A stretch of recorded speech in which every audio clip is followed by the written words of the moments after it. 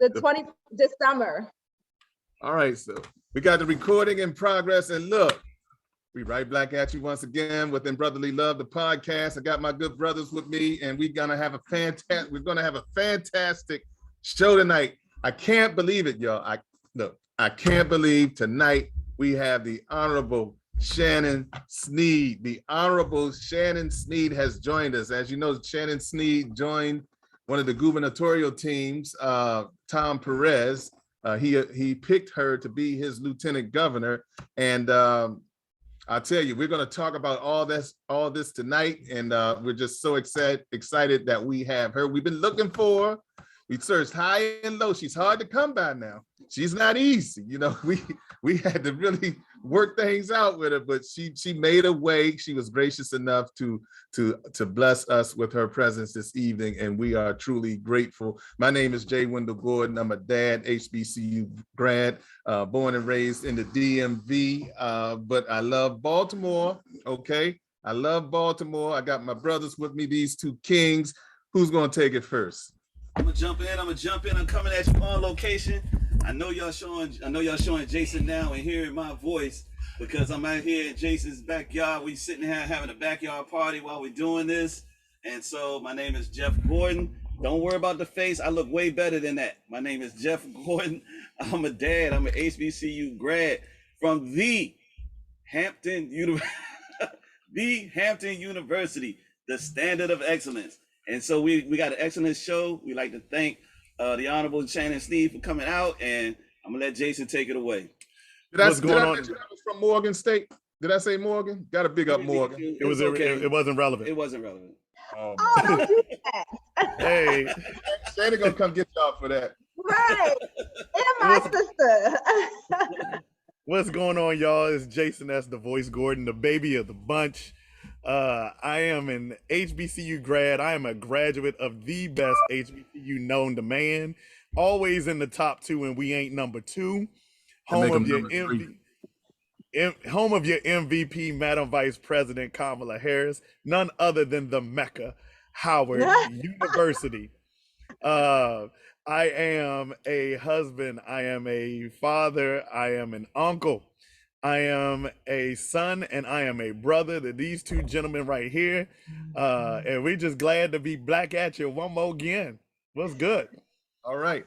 So Shannon, look, tell us something about you. Also, I'm a double HBCU grad. So yes, University of Maryland Eastern Shore, go Hawks. That's why I crossed AKA. And then I wanted to go to Morgan, and I had the opportunity to go get my master's from there while I was working in Baltimore in television. So I'm a double HBCU. I say that all the time because I think it's great to be in the Maryland system and just like connecting with folks. My husband is also, I got to shout him out while you all are saying your parents. I'm a parent, a wife as well. And so my husband graduated from University of Maryland Eastern Shore. And so we did not date while we were on the yard. Years later is when we started dating. So shout out to all of you guys as well for being HBCU grads. I love it. All right. Well, you know, that's a good story. And maybe that's where we should start. I mean, you weren't there together, but y'all ended up meeting one another. What, at an alumni meeting or something? Yeah, how that work? We were always friends. So we were cool in college. No, we really were.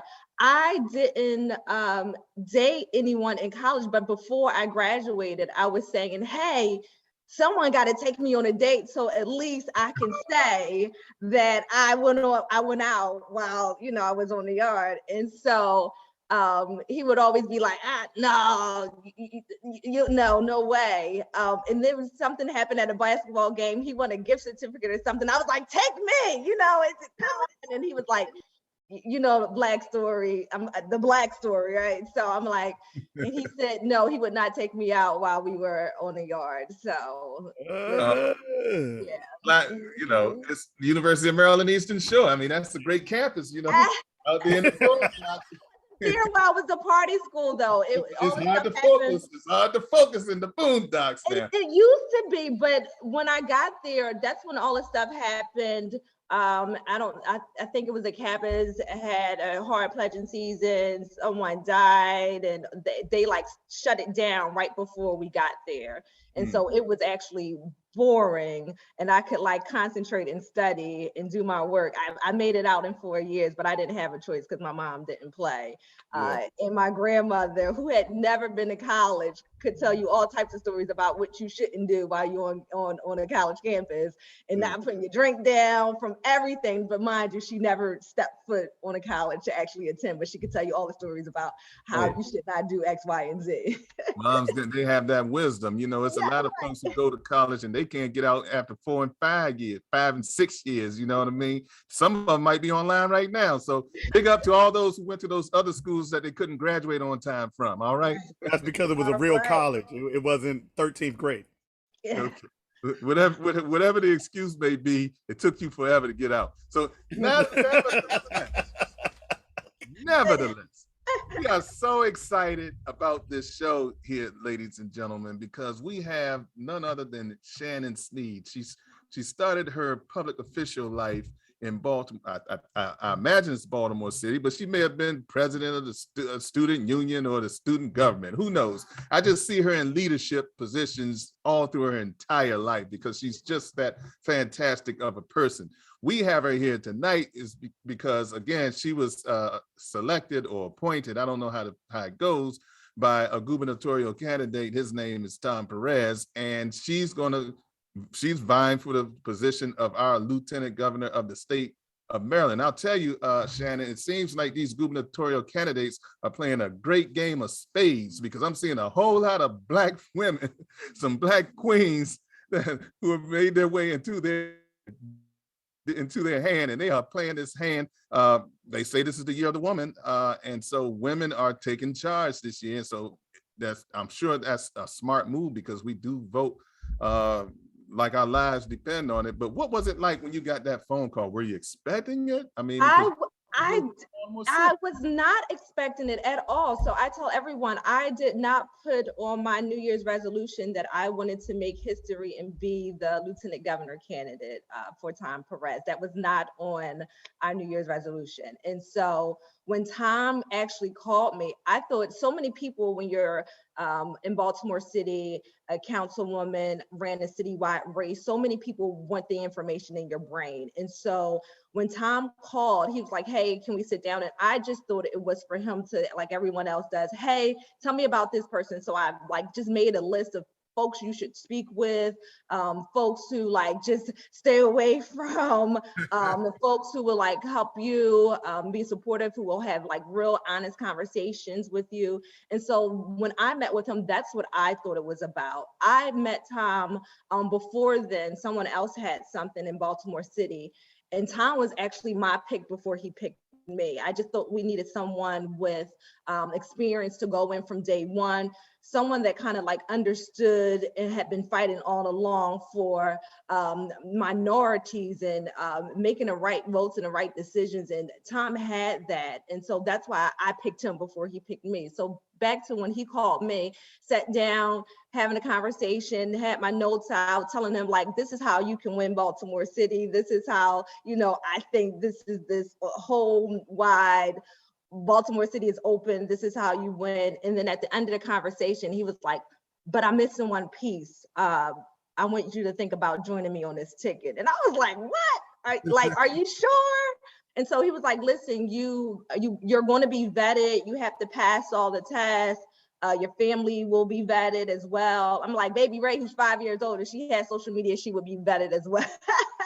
Basically, he was like, it's not presidential, but this is what we're looking for. And so, and if you can hold this type and keep this secret, then this is like a part of it. You can't say anything. So it's really hard to like hold it. And I didn't want to get folks excited because I'm like, I may not be picked. This could be like anyone who could be picked for this so early on. And so we didn't find out probably a week before we launched that I actually made it. The only person who actually had an idea was probably Willie Flowers. One day Tom said, meet me in Columbia and let us sit down. And I'm thinking, no one knows me in Columbia. And here is Willie Flowers, who is sitting there, walks in and like, Tom, this is somebody who I think you should think about for lieutenant governor. And he didn't throw out my name. Yeah, and then he was like, then he looked over at me, he was like, unless you were picking Shannon Sneed, then we need to have a conversation because she would be a great pick, but I wasn't. It was so funny and I wouldn't say anything. And so I was like, I gotta keep this tight. I don't know, I have no idea. Was the other person a sister as well or somebody else? So it's so funny. They had a number of people from different places. And from what I found out later on, and so they were, one was, I think two were, but they were looking at a number of different folks, but I made it through and passed the test. Like it was really, I took my husband off of social media, y'all, because he smokes cigars and he is not in office. Listen, as a councilwoman, he would tell people like, I'm not elected. Get off my page with some of this nonsense. And so I'm like, he is funny to some folks. It's not funny to me a lot of times, but it's his personality. And so we even like, let me get through this process. And then you can come back later on with his craziness. Okay, Yeah. that's legitimate. That's So legitimate. cigars is Cigars. Cigars. It's nothing wrong with smoking cigars. It's the other part of his, he's a comedian. He's always been this comedian all through like college, high school. His parents have always said it, like he's the funny guy or thinks he's the funny guy in the classroom that's probably making trouble. So he just speaks his mind and he's like, I'm not in politics, not interested in politics. I support my wife for what she does and what she's in. But if you ask me a question, I'm gonna give you my honest opinion. And so sometimes that's hard for people to take when you ask him his opinion. And like a man of the people. Sound he gangster with it. Yeah, you're right. Sometimes a little too harsh, I think. I'm like, wait a minute, there's a better way to say that. So where are you from, Shannon? I'm originally from Philadelphia. I came to Maryland when I was 17 years old. And I think I mentioned earlier, my sister was at Morgan. So it's about 6 years between my sister and I. And so back in the day, my mother used to let me get on a bus and my sister to come visit my sister at Morgan. And so that's why I always wanted to go to Morgan. And so my sister is the reason why I wanted to go to college and the reason why I wanted to be like a part of a sorority, because watching her friends and just being in that, like in the dorms and having fun. Like I was like, Mom, I want to go to college, but not to like go to school. I want to party and have a good time. I've seen this for my like younger years of them like going to parties and hanging out. And so I knew what college was about even before I stepped foot on college at University of Maryland Eastern Shore. So You were so studious because Jay Wendell's party life is the reason why I lost my freshman year. I had your freshman ID. I had his ID my freshman year. Took my ID. You gave it to me. It's not if you So you know what? So you want to talk about my 5 years? It's your fault. I had your ID. Man. So every club I went to, they thought I was 28 years old. Even when you were 19. I was 18, but we looked so much alike. All I had to do was smile. They was like, "Is that you?" I was like, "Yeah, look, that's me. That's me." Go. No, absolutely not. And my sister, back in the day, that's a huge gap between siblings. And so I felt like my sister is more like my mother in terms of like keeping me in line and making sure. And my sister I call her the brainiac. She's very smart, chemistry major at Morgan. Shout out to my sister, Latay, and all her girlfriends, pharmacists. And so these Black girls are like, I've always seen her and her friends just do it. And I was different. My mom was a single mom, but I'm probably the child that gave her like heartburn and the one she really had to keep in line, because I'm the one I felt like always speaking out when something I felt was wrong. And just the child who's like, we gotta help this person, mom, or can this person spend the night because she needs help? Her mom, like, I'm that person coming up to school because I felt like a teacher was wrong, and I'm like, my mother's gonna stand with me because this is not right. And so yes, shout out to my mother who knew what kind of student I was, who always had tutors, who I was not an A student, always had help, always asking to get help. And so I feel like that's why I fight so hard, because I understand that some things just don't come easy for folks. And then when we look at different homes, and though my mom was a single parent, she had a village, and that village of Black women just like helped raise me. And so that's why you'll never hear me talk negative about another sister, another mother, because I feel like I understand what the struggle is. Thank God I have a husband, and he does so much while I'm on this campaign trail, and even when I'm not on a campaign trail, to be like there for my daughter and to be there for me and my family. Like, I couldn't do it without him. So shout out to all the Black men and all the husbands who like support their wives. But I definitely Sound like you were the favorite child.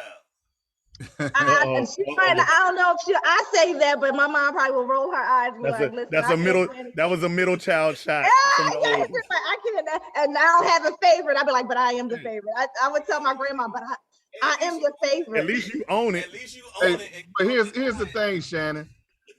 Jason won first place in the baby contest.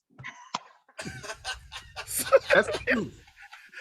So what? That don't have nothing to do with the price of tea in China. See what I'm talking about? I just you act up, and I understand why you won first place. Mama ain't never said you should be more like Jay Wendell to you. Oh my goodness. Y'all are a mess. Still winning first place in the baby contest. That's what I'm saying. But isn't it something though? I still say shout out to like my grandmother who's passed. She passed from dementia, and that's another fight why I like really believe that we need health care here, and that it doesn't make sense if we're the richest country, but yet our folks struggle to go to the doctors. And many Black people don't even want to go to the doctors, and minorities don't want to go to doctors because they think of these bills that they'll get. And we all said, all of my grandmother's children and grandchildren, we all said we are her favorites. Like, no, I'm definitely know that I'm her favorite. And I'm like, imagine this grandmother where everyone thinks that they're her favorite. You know, it's like that grandmother's touch. And I hope one day I'm like that, to where all my grandkids like, no, I'm definitely her favorite. Like, what are y'all talking about? So let's segue into your public service life. How did it start? And then we want to get into the platform that you're running on. So let's talk about public service, how you began actually. So I say I started at Delton. I bought a house in East Baltimore, and I was working at WJZ Channel 13 at the time. But I was sick of every time that there was a big story, or every time there was a snowstorm, you had to stay at a hotel because they wanted you like to work around the clock and be close to the television station. And so I'm like, when I buy my house, I'm definitely going to buy it on the main street. Of course, I'm going to buy it in a community where I can like make a difference. And so that's how I ended up running for office, because the community that I moved in, while I was right on the line, it was literally on the line, Fayette Street. So on one side of the street is one district, and the other side of the street is another district. But it is, you would see the councilman from like the Patterson Park side on our side all the time, and people will call his office to ask for help. And so one day I was out, because I've interviewed these folks, I talked to them, I know them, and I'm like, listen, I bought a house here. There's some great people who've also moved in, and there's some people who've been here forever, and let me help you, because it was like one tree on my block when I bought it. And when you talk about asthma, when you talk about keeping your house cool in the summertime, and just breathing and all these chemicals. And so he didn't get it. Like, he was not taking votes that would show that the community cared about any of this. It was like no one was there before. Like we just didn't matter as a community.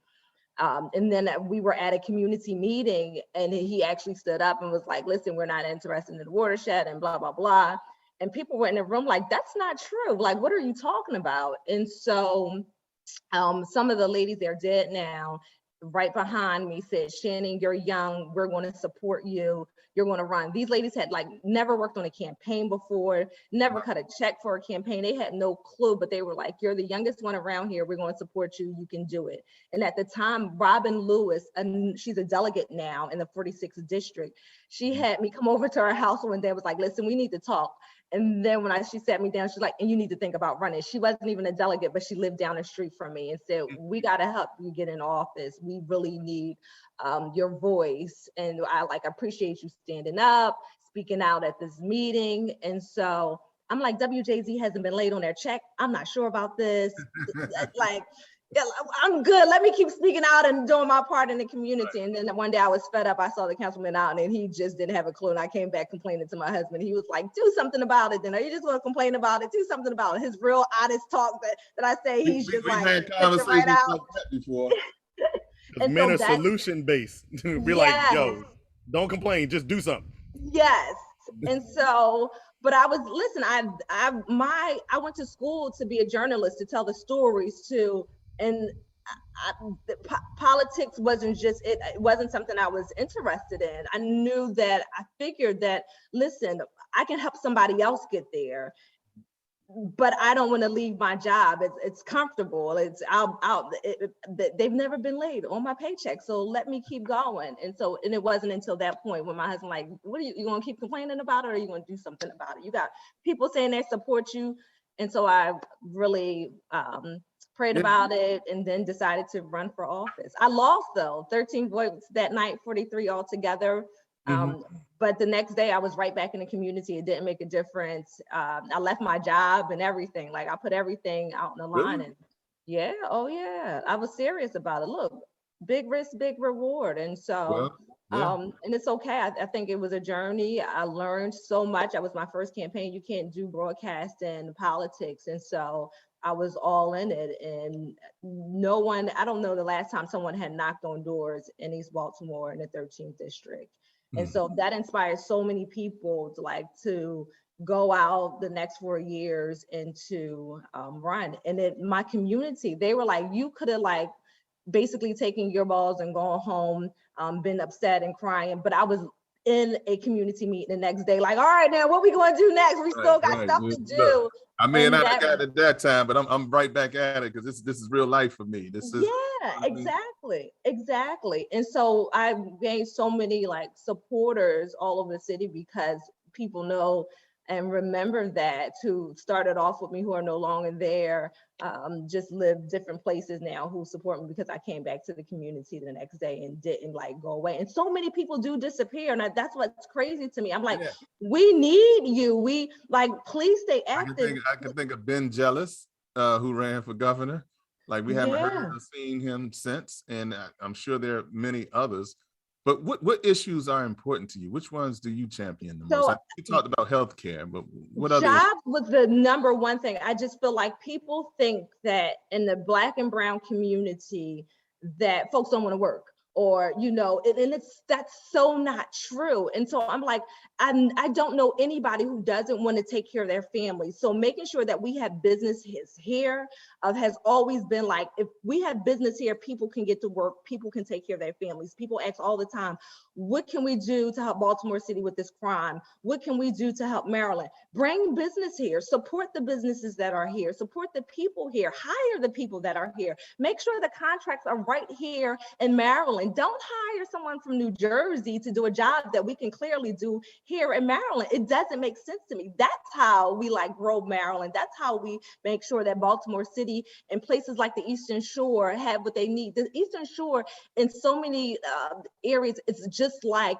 Baltimore City, but you never hear them talk about it. So it's like frustrating to me when you hear the governor go in on Baltimore City, but we have the same issues, the crime issues on the Eastern Shore, transportation issues, health issues. I'm like, you address it here and you'll address it all over. If you address the problem, and as lawmakers, that's what I want to do. I want to get to the root of what the problem is, and let's address it and fix it, because it doesn't work if we just fix it for one person. We want to fix it for everybody. So jobs has always been the number one, and that connects to business. business. The second thing that's always been important to me is healthcare. My mother had a stroke taking care of my mother. We have taken care of my grandmother. We have so many of our family members in the Black community, in the brown community. We hustle and work, and then we take care of our family members. And you can get sick from it because you're not taking care of yourself. And so my mother had a stroke, and it changed everyone's life because she no longer could drive.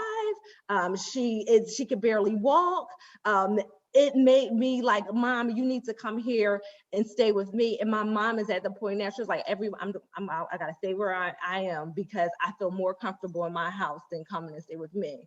And so it will never be. Education is important to me.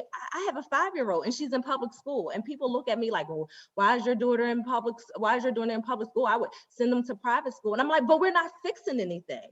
I could easily send her to private school, but that's not what I want to do. I want to make sure that we fix the problem for everyone. And I'm like, and as a person who believes in the system that if we do it right and we can fix it for all people, it will make a truly difference. That's how I made it out. It was education. My mother didn't have any money. My father died in a car accident. It was just us. But she always said, go to school, get a good education, get back to your community, come back to your community. And that's why I'm here, because the community raised me, the village raised me. And so I never want to disappoint them. I just feel like they poured into me too much for me to turn my back, for me to move to the county. I'm sorry, guys, for me to go to the county when I'm needed in the city, in a place where I grew up in Philadelphia, in the city. And so it doesn't matter where you are, take your resources back there and it would totally make a difference. My husband wore a suit to work every day when we lived in East Baltimore. This young guy would say, man, where you going? You going to a funeral? And he was like, I'm going to work, man. I'm going to work. I gotta go to work. And so he thought he was going to a funeral because that's the only time he saw someone wear a suit. And so that's why I had to say, so it makes a difference when we get back to our communities, and the city is great to live in. So it's close to everything. I can walk and see my neighbors. I know y'all in the county and you got all this land out there. I see the trees and it's wonderful, but judging. No, I'm not. I think it's wonderful. I just think it's different. I'm not. It's different. It's different. It's different. It's different stories. And I think as long as we get back to our communities, that's what makes the difference. As long as you can't. But no, here's my wheelhouse. Here's the thing. She came down my wheelhouse. You know what I'm saying? She started talking about education. What is the Tom Perez, Shannon Sneed vision for education for the state of Maryland? So I am not an expert in education, and neither is Tom, but we do back the blueprint totally. And so Tom and I are saying that the educators, the experts in the field are saying, you fully fund that, you put everything that we're supposed to do fully funded, it will make a difference. You're talking about resources for our teachers' aides. You're talking about our schools. You're talking about the curriculum. You're talking about even at home services. Like, those are the things that make a difference. And so for education, that is the plan for Tom Perez and us. We don't need to recreate the wheel. It doesn't make sense. Our educators have already been a part of it. We've already vetted it. It's been all over. We did have the pandemic, so it took it all out. But it's still there, and we need to get behind it because it will make a difference. That's what our experts are saying, and that's why we have experts in the field. We all shouldn't be in one lane. It's so many things that we need to cover. So let's support and cover those things. And so that's big for us for education. And so that's what I'm hoping. Let's pay our teachers. To me, I know it sounds crazy for some, but I feel like so many people are making 6 figures, but our teachers don't. Many of our teachers and our teachers' aides don't. Preach! Yeah. My daughter has 2 assistants in the classroom, and they love their students. They spend so much money on the classrooms, on our children, but they don't make any money. They don't make any money. And so it's like, how are you affording to do this? We don't. Yeah. What should a teacher's starting salary be? I mean, and not to cast aspersions, because my mother's an educator, my brother's an educator, obviously, and so I'm just wondering what would be competitive these days, and how can Maryland get us there, and where would the money come from? Legalization of marijuana. I mean, where's the money gonna come from? And that's what I say with all these great ideas. We've heard many people say these great ideas, but I always said in the council as a councilwoman, it has to be funded. Where is the money coming from? But it's already a lot of money in education. It's just that we do not see it. So I don't believe at all that it's not there. It is there, but we have to make sure that it's called holding accountability. It's making sure that we know where the money is going and where it is. And I feel like even in the city as a councilwoman, we don't hold the agencies accountable. We don't know where stuff is. We don't go line by line, but we should. When it was time for the police department in Baltimore City, when they were going over and over time and we couldn't get it under control, you won't come before the council every month. And we're going to go through it line by line and see what's going on because something's not right here. And so when you have to do that, and to me, it makes a difference. And people don't put them on blast. No one wants to be on blast. They don't want any surprises. We'll get it together. And that's the thing about Tom Perez and I. And that's why I said Tom has experience from being on a council, being a council president. I have experience from being on a council. We can look at these budgets. Tom worked in the labor department. He was the head of he was a labor secretary for the state of Maryland. Like, he has been President Obama's U.S. labor secretary, as well as working in the civil rights office. I'm like, before there was even a George Floyd, before there was even, when you think about a Freddie Gray, Tom Perez was in the civil rights office holding rogue police officers and police departments accountable. Like, so I tell everybody, like, that's what we need. Like, that's what we want. I'm married to a Black man. He's been pulled over. I'm pretty sure you guys have as well. We've seen some of the cases you've covered. Like, I call it Jay could be Wendell. any of us. Yeah, you're right. We know the warrior lawyer. He got it right I there. get pulled over, be like, "Hey, Jay Wendell, I'm pulled over, yo." Gotcha. Yes, but it happens. I've been in with my husband in New York, and I'm like, just be quiet, Raymond. Just be like, be quiet. Don't say anything. Don't worry about it. It doesn't matter. Well, I didn't do it. It doesn't matter. And so to me, like, when someone understands that and gets it, I know that they can fight for it. I know if you're on the right side, you'll get in your right fight for the right thing. I'm like, Tom Perez is a brown man who picked a Black woman. He didn't have to. He could have easily got a white man. No, I think he did have to. I ain't gonna go that far. I ain't gonna go that far. Everybody else. No, let me tell you, he did not. Else was doing it. But not everybody. No, it's only three of us. It's only three of us that are actually. And the NAACP had a law that picked Black women. I'm sorry. Yeah, y'all aren't average. Y'all aren't average. So he like with the potential that was out there, he had to pick y'all. Y'all had the qualifications. We definitely did, but he didn't have to. Like you said, chess game, but folks don't have to. This is spades.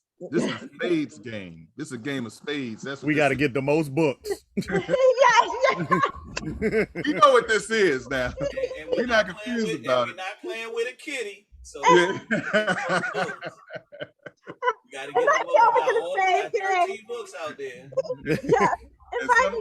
Some of the jokers may be wild this time too. Nah, you don't want to play spades, but I play spades for real. You don't really want to do that. Don't listen. We do with my family as well.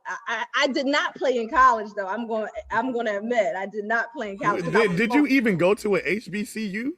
I did. Listen, I told you. How do you go to an HBCU and not play spades? I did not. But guess what? One of your colleagues, my cousin, my first cousin, went to Howard, and I just taught him. And he's a Howard graduate. He's a Howard man. He can't claim it. He can't claim it. Yeah, he's remedial, just like everybody else that come out of Howard. Okay. Says somebody that goes to IEP University. And that's he's remedial because we're not supposed to say retarded anymore. So anyway, let's get on this. So Shannon, look, I want to talk about you. Don't worry about our little bantering back and forth. I want to talk about you, Tom Perez, and what do you say to the voters in Kent County, or as far away as Garrett County, or even Harford County, where I was today? How do you convince these individuals that the Black and brown duo is best for Maryland? So here's the thing, when it comes to, even like I said, when you're on parts at Hartford County, when you're on Elk Ridge, when you're in some of these areas, they have some of the same issues that we have with transportation. They have some of the same issues with just school. Like, we've all experienced our kids not being able to get online because of the pandemic. And that has nothing to do with, unfortunately, even parents who made enough money and had the internet, their kids still couldn't get up there because it was so many people in one home. And so people understood there in Hartford County, people understood in Western Maryland, like, this is an issue. When I was working for U.S. Senator Chris Van Hollen, we call it the homework issue. That was before the pandemic. And so now, after people get it and see, you talk about people making money, when you making money, when you are, your kids can't get the education they need, when you can't get to work, like, those are issues that to me don't have a color on them, don't have a race on them. But when you talk about the issues that matter to people, those issues matter. Healthcare, there are so many people, again, who are struggling. And they're all over our state. And so you talk what pulls at people hard, but you have to be authentic and real about it. How are you going to make the difference? Like, how do you know my struggle? And like I said, I know the struggle because of my family. I know it because I lived it. And to me, that's what I speak from. I speak from the heart. And that's why I fight so hard to, like, change it. I'm not interested. I'm like, again, I'm not interested in pointing fingers in the last administration. How do we fix it this time? And so, again, we can fix it. It's no reason that we can't. We have some of the smartest people here. We are in Maryland with institutions like NIH here. Like, we go all over. We send people from Maryland to solve issues all over the world, but we can't solve our own issues. We need to call on some of those people. To me, that's how you do it. And that's what will make the difference. So that's how we talk. And now to have honest conversations. And when I don't know something, I say, I'm sorry, I don't know. Because I don't want anyone talking over my head. Don't be using a whole bunch of big words and saying numbers that I don't understand. Bring it down a notch. I'm in communications. When we put stuff out, when we write for news, we making sure that's on the 5th grade level. Break it down to me. Because if you're talking over my head, you lose me and you lose people. That doesn't make any sense. What are you talking about? And 5th grade is a level that many people who graduate from Howard, they can understand that. So that's great. I appreciate that. And we go. That's because we were on that level in the 3rd grade. It wasn't a matter of exceeding or being on grade level, as opposed to Morgan State, when you guys are still taking remedial classes. Stop! It's not Morgan. Your degree is remedial. If it wasn't for the LSAT, Lord have mercy. I'm glad you passed the LSAT, my brother. And it hurt people. So we're gonna continue this interview with you. And he got the chicken wings out. You ain't make that Grubhub order over here. I see it. Oh my goodness. These guys go like this all day long if you let them.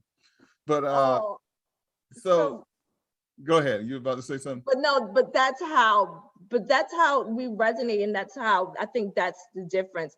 I could care less about the title. I'm not walking in a room and trying to, like, have this big old title. It doesn't matter. How many people can we help? And I've got to be honest with you. I know so many people who are about these titles, but when you have a conversation with Tom, when you talk to him, you get it that he's not concerned about the title. This guy wants to do the work. He's interested in, like, the numbers and making sure they align and making sure that people just really have the opportunity. He says it all the time, job justice and opportunity. That will make a difference. That is what that man is about. And having a partner with him, it's like, Tom, you picked me. Now you understand that I speak out when something's not right and you're going the wrong way. I will definitely be speaking out. If you don't get back on track, I'm rallying the troops to tell them you are off track. Like, do you know who you're picking? That's what you told Tom Perez? Yeah, if you just want me to show up and be quiet and not do interviews and talk to my people, you're picking the wrong person. That's not what I'm about. So absolutely. He was like, that's exactly what I want. Like I say all the time, don't put a bunch of yes people around me. I need someone that's going to tell me when I'm wrong. I live with them. Like my husband's quick to say, listen, this ain't right. And so I grew up with it when my mom was saying, no, we got to fix this. And so now I'm in a position, I want people to be honest and real. If you can't be honest and real, we'll never help anybody. And so that's why I pick up the phones in my office when I was a councilwoman. I'm not too good to pick up a phone. I'm not too good to walk my community. The people elected me. I'm supposed to be out there. People get these titles and they don't want to go to community meetings anymore. Why But not? here's the thing, Shannon. You can't walk all over the state of Maryland. Okay? You can't, but that's what you got 24 counties. you cannot. But that's what I'm saying. You fix some of the issues in one area. You fix them for them all. Even in Baltimore City, when you talk about transportation, folks can't get from the east side to the west side to make it down to the ports. Port jobs are six-figure jobs. But you know, if you're waiting for public transportation in Baltimore City, you have to wake up at like 4 something in the morning to get down to the ports. That's true. That's ridiculous. You're talking about how do we help people connect them to jobs? You want people to work at the airport, connect them, and from all over, connect them to transportation. The biggest problem that we have is that people are not qualified. They can't get there. Mm-hmm. Mm-hmm. And so it's like, why would we kill the red line? That doesn't make any sense. Like So now, people. but then we get back to how is that going to be funded? Again, we had money coming in from the federal government to help that, and we sent money back. That's how we have people who want to invest. They had it all laid out and it was canceled. Some people say, oh, but it wasn't that good. Well, first of all, we can amend stuff if it's not that good, but if we never try it, then what happens? It won't ever happen. We won't ever know. If I don't ask you, we'll never know. And so we shouldn't ask the question. We shouldn't put our minds together. We're the smartest country. So you mean to tell me we had dough to fund the red line? We had for red line, yes, and the governor sent it back. That was it. The governor sent the money back. And so now when we do it, we'll have to start all over again. And so when people are coming up with this new stuff, I'm like, we have a plan. We have people that are interested. And a lot of it was, you guys know better than I do. It happened in Georgetown where they were saying that they didn't want Black people, minorities coming in Georgetown. And so what? They stopped the trains from stopping in Georgetown. Now everybody want a train stop in Georgetown, from my understanding. And that's the same thing that we have here. A lot of people were upset in Canton that they did not want the train stopping in Canton. It's like, but why? Where there's when you look at places like transportation and business. That's because DC done changed. It's now the latte city. And now they want the money. They want those tax dollars. They want people spending their money. Well, let's see, and that's something that I was going to say very early on. It's clear that Hogan has been divisive in some of his policies, and even him singling out Baltimore City is just another example of the lack of or the failed leadership of the Republican Party, at least under his leadership, because I don't think, well, under his leadership. And so he's also created this environment where it's okay to single out separate communities or counties in this predominantly Black. Just go ahead and say it. And poor, because we have some of the same issues on the Eastern Shore. And so that's what I'm saying. You haven't helped them, and it's crumbling. When I say crumbling, you all, it is crumbling down in parts. Well, we always know, we saw this go on in DC. Many of my brothers and I grew up in the DC area. We remember the old DC. We remember Chocolate City, and the same problems that we're having today are the exact same problems that were occurring in Washington, D.C. with the schools falling under, the property values going way down low. And then all of a sudden it hits rock bottom, then everybody starts to invest and it picks back up. And I see it in Baltimore. I could see it a mile away. I could see it in some of the urban places outside of Washington, D.C. And I'm sure the same thing is occurring in Salisbury and some of those eastern. Yeah, so that's what I'm saying. It's sometimes not. That's a divine. That is part of a larger plan to bring investments back to the city, but we can kick out those who really made those parts of the state their home. What are we going to do to work with those folks or our folks who live in these areas to help them get the type of environment that we all want to live in? Because there needs to be some funding, there needs to be some investment, some development, some help. What can the governor or lieutenant governor do to help foster the development of these areas? And so I'm glad you asked. So know that the lieutenant governor in our Constitution has no power. And so you work with your governor to hopefully, that's why I said, this is what I'm interested in, Tom. This is what I want to make sure that we cover if you pick me. And so that's the difference. When you really have a partner, you really have someone that's going to speak out and say, it makes no sense that we don't have grocery stores. Like, we give bill money, bond bills to hospitals, and we cut deals to make sure that businesses come. But we can't cut a deal to make sure that a supermarket come in East and West Baltimore and even on Somerset County. Like, he was intentional. We saw that he did not give Baltimore City and Prince George's County the money that they deserve for education. Come on. That was intentional. And so when you have folks sitting there and they don't say anything, that's a problem. When you have folks sitting there and they don't care nothing about education, they don't have to care nothing about the environment.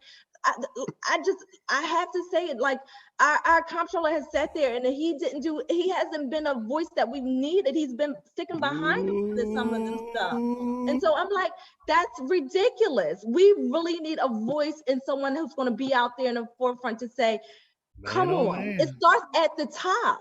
And so there's no way in the world that you can look and come here and see that we don't need the help.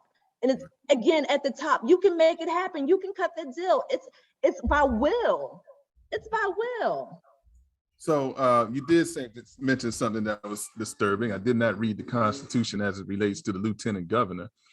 When you what powers? It's a ceremonial position. Like, what powers do you have? And so it's only the governor allows he determines what the governor, the lieutenant governor, in each administration, it's been different. And so that's why I say, like, I want to make sure that I'm a part of the conversations where anything is happening in some of these areas that have been overlooked. When you're talking about the Eastern Shore, when you're talking about Prince George's County, when you're talking about Baltimore City, when you're talking about parts of Hartford County, I want to make sure that I'm in the room. I want to make sure that I have a vote on some of this. When you're picking secretaries, when you're making sure that heads of agencies, if you look at it now, folks don't look nothing like us. When you look at some of the commissions and people being appointed, some of these commissions don't even have women on them, let alone Black people on them. It's like, we want to change that. That's why I'm like, opportunity. I really believe that without God, nothing is possible. I'm a believer in God. And so everything that I have is because of God. I believe that, yes, I believe that I took my last semester and I worked at a television station. I made sure that I took all my classes beforehand. So I spent 9 to 5, like a real job, working in the newsroom. Opportunity. That's called opportunity. Just being in the midst. When someone didn't show up, I was ready to go. I cut that video. I'll hold that camera. So allowing people, that's when we have to mentor. We got to make sure that our folks are in some of these positions. You know, someone looking for a job. Yeah, I know someone. Let me introduce you to them. You know, somebody that's wanting to sit on the board. Yeah, I know somebody. Let me introduce you to her. And so that's the difference of, to me, opportunity. And that's what Tom is saying. It's not an even playing field. When you look at contracts, when you look at people getting contracts in New Jersey for jobs that we can get here, that's buddyism. Come on. When you look at people who need trainings and in order to grow your career, we got to have jobs come here so they can train for it. And everyone's not going to college. I get it. I understand. And so therefore, what other avenues do we have to train people? And that's what I'm interested in. And so I'm like, Tom, I need a vote in all of this. When you decide to pick who you want to pick in some of these agencies, I get a vote because I'm going to have to answer to it. People are going to ask me, well, what happened there? Why did that person get it? And I want to make sure that I say, well, I was in the room, I spoke up, I gave my vote. And so please, I push. But if you don't have me in the room, if you don't have a lieutenant governor in the room and you don't ask for that beforehand, then he has no way of knowing, I guess. A closed mouth don't get fed. So what would be some of your pet projects? College, but everybody could probably go to Morgan though, right? Oh my God. Oh my God. No. Oh my God. No, but we would like them to, because guess what? We want them to give back. We want them to become big folks and give back to HBCUs. Do you know, when we look at a lot of the universities that folks do not, people of color, we give to our churches, we give to other things, but some of the things that we don't give to is back to our universities. And so it would make such a difference. Morgan's like a public school, so I'm sure everybody could go. And no, we should though. We should be giving back Jason to our ain't saying this, guys.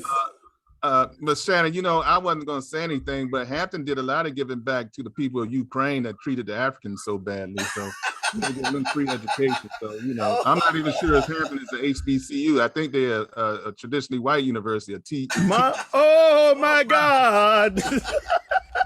But they seem to love them Ukrainians, especially the ones that mistreat Africans. So I don't know. You know what I mean? Oh my God. Because that's crazy. That crazy. Like, I just can't imagine though, like, it's nothing left in some of it. And it's all because one crazy man. Like, that is ridiculous. Folks, and we know folks are not in tune to politics all the time and what's going on. So imagine the people who don't have a clue over there, but they lost their life. It's still, to me, crazy that one person could cause this madness. And look, and one person would be a governor who has some control over the treatment of our seniors. What is the plan for our seniors coming in if we were to have a Sneed So Perez. Yes, we have been, sorry, my 5-year-old getting a popsicle. So we are, listen, always on mommy duty. So Understood. So I have said, first of all, we are actually going to have a policy piece coming out, because I told Tom that was one of I'm like, we always talk about youth. We've always talked about education, but we are losing our seniors. They are moving out of Maryland when they retire, and we want to make sure that we retain many of them, and we want to make sure that they are growing in their own homes. We call it aging in place. So and the board that I sat on, we made sure that our seniors, they didn't have to put in handrails when they're getting older. They didn't have to put in handrails even in the bathroom. They didn't have to put in light bulbs. We would do that at this nonprofit called Banner Neighborhoods. And so they can stay in place. Some of our seniors, they fall, and when they fall, it leads to other issues. And so we want to protect our seniors. So making sure that it wasn't enough money. I think it was something like a tax credit of $1,000 or something like that, or $10,000, something, not enough money to go into the pot of what they just approved in this budget, in this legislative session. But that's a good start, but let's keep on going with some more. Let's make sure that we actually come up with a plan to keep some of our seniors here. Let's make sure that they have the resources that they need in the communities. Even when we were talking about exercising, we have plenty of equipment and playgrounds in some areas, not all, but we don't have equipment for seniors. And so we want to make sure that seniors, again, have all of the amenities to stay in a community that they need. So that is something that's coming. We are still working on it, but that's a top priority for me with our seniors. I want to retire one day. I want to not have to leave Maryland. So. And next, our veterans. What are we going to do for them?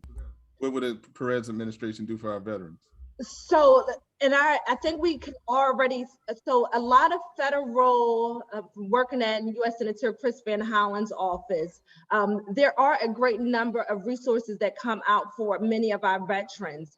And so we can play off of that and add to that. But I say it again, we got to make sure that we look at the budget, because the money has to come from somewhere. And so if we can't get most of the money from the federal government, let's look at what we can do. I don't have the answer to that, but I know our veterans make a great deal of sacrifices. And so when I say retire in dignity, when they retire, we should be taking care of them. But I don't have a number for you. I've said, I've been honest. When I don't know something, I don't have the number, I have to say it. So that's not something I've been concentrating on, but that's something that we definitely can look into and get the numbers for, because they are important. Right. They are So part of our seniors. in my opinion, I think working with the comptroller to understand the breakdown of how those monies are distributed, I think that I'm going to throw a plug. I think Mayor Tim Adams is a is a great candidate for comptroller. Even though we need to see him, we need to see his face in lights a little bit more. But he is a stellar candidate for comptroller, and working together to identify those funds to help our seniors, but also to help education. But that blueprint law, I was going to go back and touch on that, but we got so far down the rabbit trail. I want to talk about crime before we go, but go ahead. Okay. Jason, but yeah, I definitely want to slide. Go ahead and slide in crime, because like the blueprint has already laid down law in terms of teachers. In 4 years, their salary, the baseline salary for a teacher has to be 60 grand. So that involves a lot of changes with a lot of our counties. What is it now? Well, it varies. So right now there is no baseline, but they have to increase the salary by 10% in 2 years, and then everybody has to be at 60,000 in 4 years. But our assistants are not included in that, though.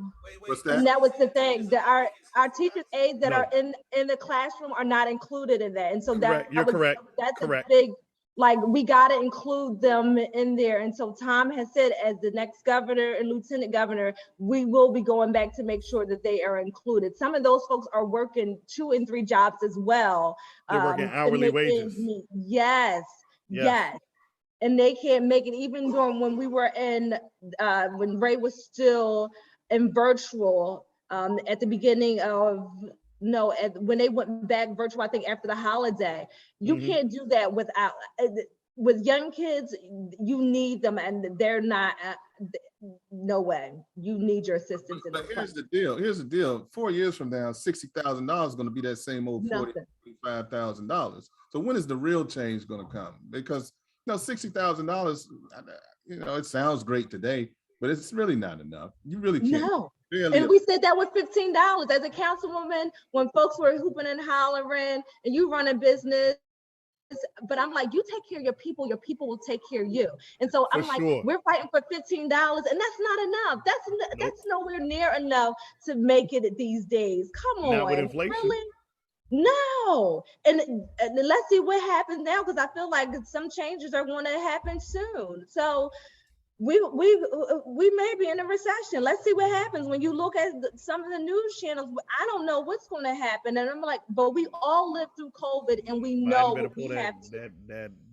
Now what we need to do, and what we better do, some way, somehow, is get crime. Erase all my loans, please. I'm like, every time I hear the president talk, I'm like, but what are we doing with those loans? He paused them. He needs to forget. Once he needs to pull this big joker. He needs to forget them student loans. Yes. But that's a whole that's a story for another day. Jay, we'll get your crowd question in, because we can stay parked there. We can park there. Because our viewers are going to want to hear what the plan is for crime. So I've said this as a councilwoman. I'll say it all over again.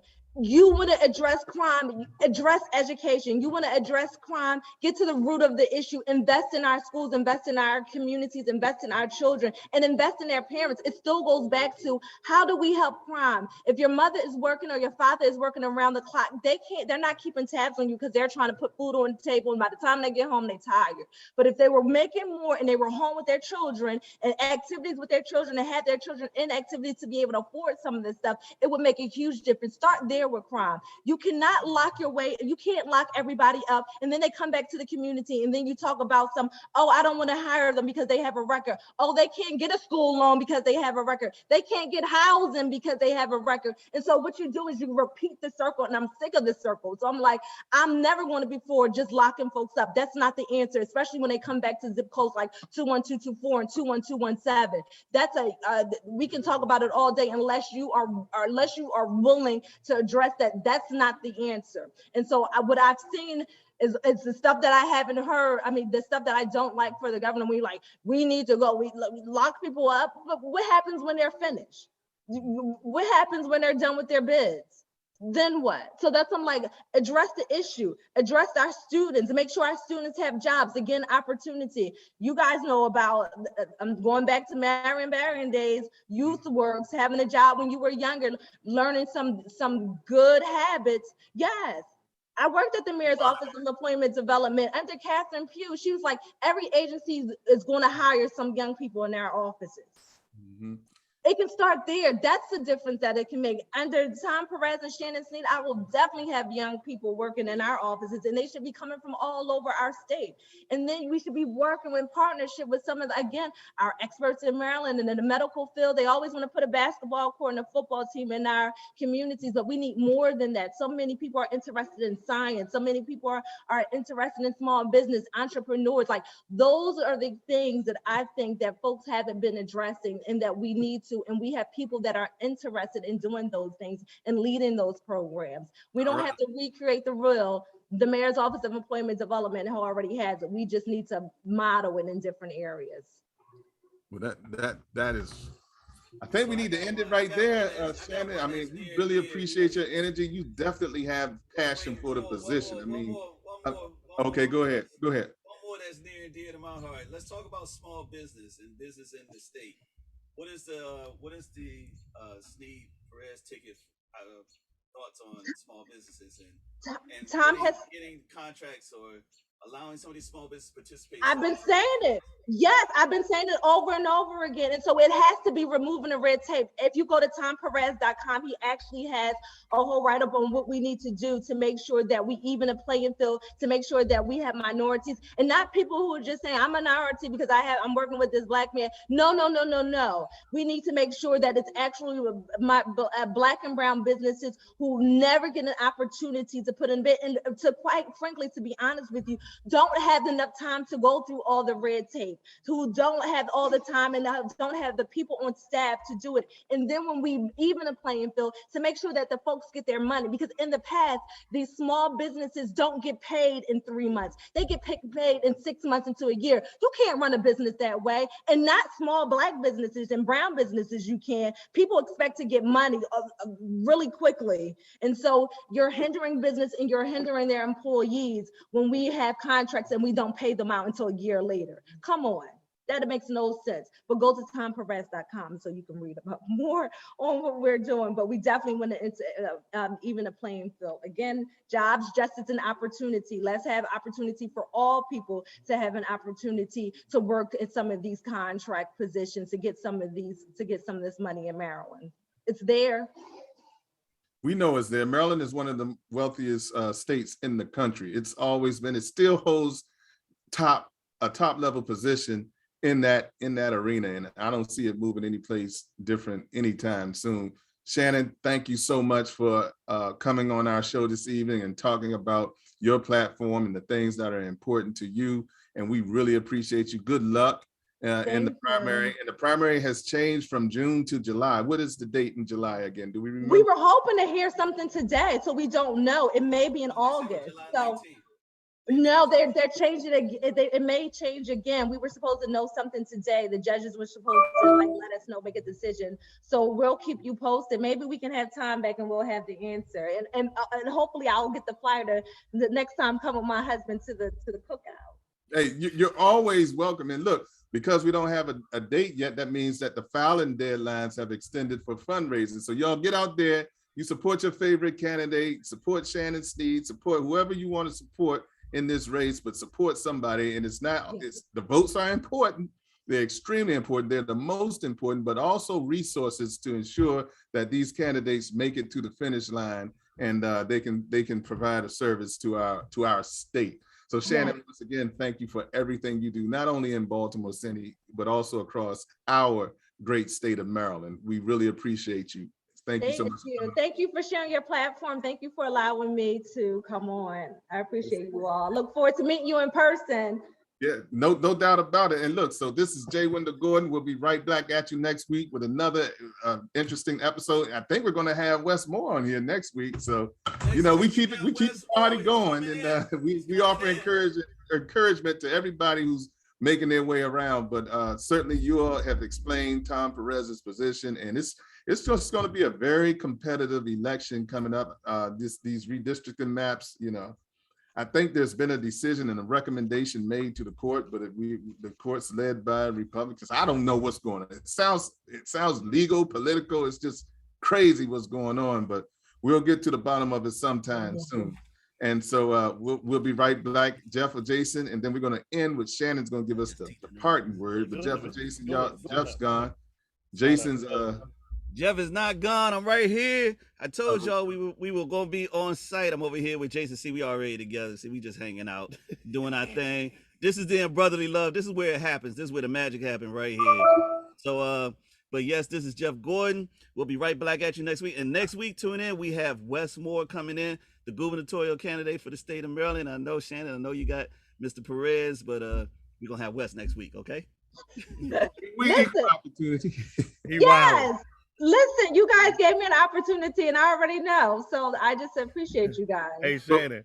Hey, look, this is Jason as the voice Gordon, but I got a key question before you go. So I'm gonna let you in on this particular question because I thought it was dope, even though, you know, Jeff said what he said, you know, what happened. And I want to make sure that I am reading it verbatim. This came from our chat, and it's a deep question.